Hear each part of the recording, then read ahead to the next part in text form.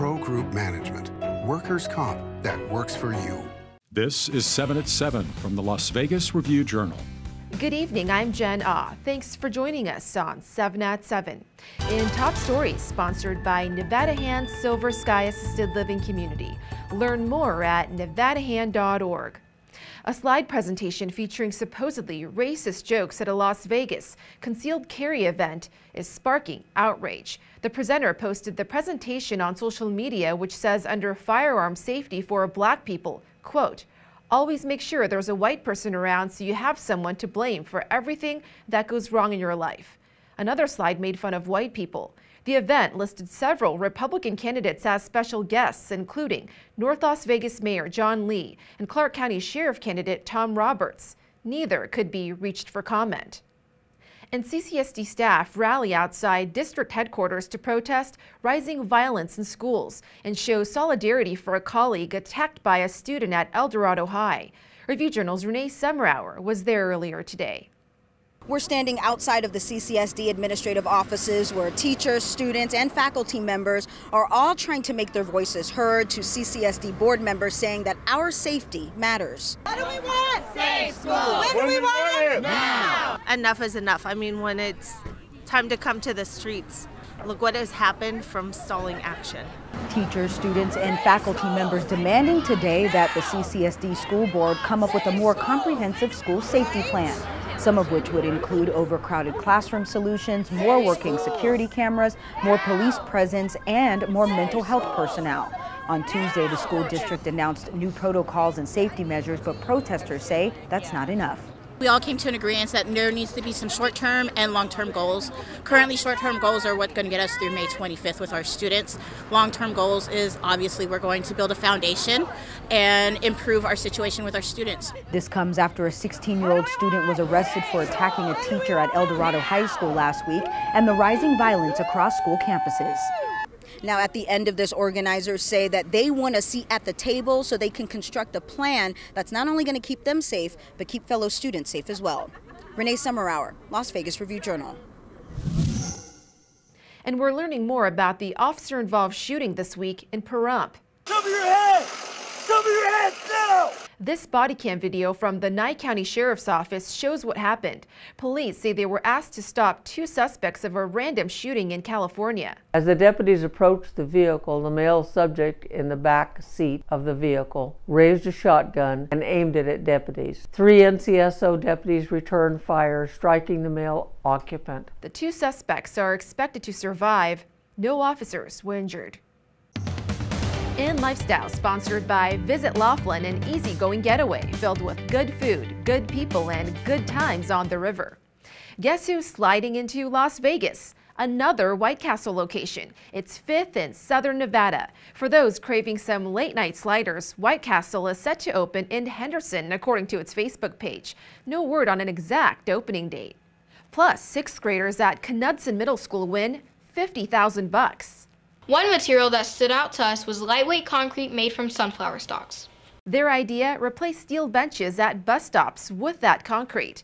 This team is one of 10 finalists in the national engineering contest called Samsung's Solve for Tomorrow contest. They'll go to New York for a chance to win the $100,000 grand prize.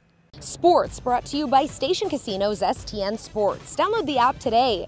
Derek Carr is staying in Las Vegas as he and the Raiders have come to terms on a contract extension that could keep him with the Silver and Black through 2025. The 3-year extension is worth $121.5 million and includes a no-trade clause. I told my agent, I said, I'm either going to be a Raider or I'm going to be playing golf. Like, I don't want to play anywhere else. You know, I had 1 year left on my contract. If it was 1 year, it was going to be 1 year, you know. Thankfully, it'll be 4 more. You know, hopefully we can, build on that and I can finish and just, do what I set out to do, 9 years ago. Sports betting sponsored by Las Vegas Paiute Tribal Smoke and Cigar Shop. BetOnlineag has released their numbers for NFL Coach of the Year, and Raiders head coach Josh McDaniels is the favorite to win the honor. The current line on McDaniels is set at plus 1,200. He is joined at the top of the list by Chargers head coach Brandon Staley and Broncos head coach Nathaniel Hackett as the plus 1,400 second choices. To round out the odds on the AFC West, Chiefs head coach Andy Reid comes in at plus 2,500. Business, sponsored by Bank of Nevada, Bank on Accountability. Another industrial project is heading for North Las Vegas. Suncap Property Group reportedly acquired 26 acres for $20 million. Construction of the 467,000 square foot industrial complex should start this summer. Since the pandemic accelerated online shopping, the demand for distribution buildings remains strong. Plus, Harry Reid International Airport makes the top 10. Airport Council International says the Las Vegas airport was the 10th busiest in the world last year with nearly 40 million passengers.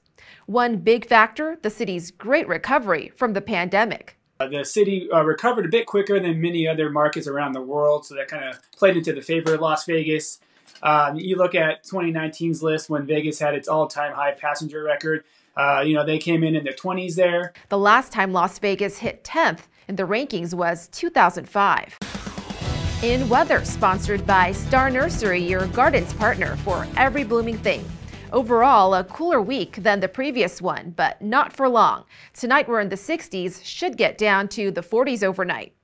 On Thursday, a high of 78 and low of 54 degrees with some breezes.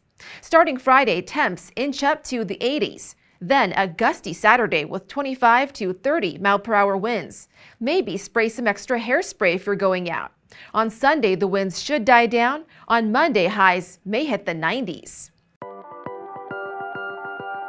In health, those wanting to hug and kiss their loved ones in prison can now do so. The Nevada Department of Corrections previously suspended contact visits due to COVID, but that was lifted on Monday as COVID cases have gone down in Nevada.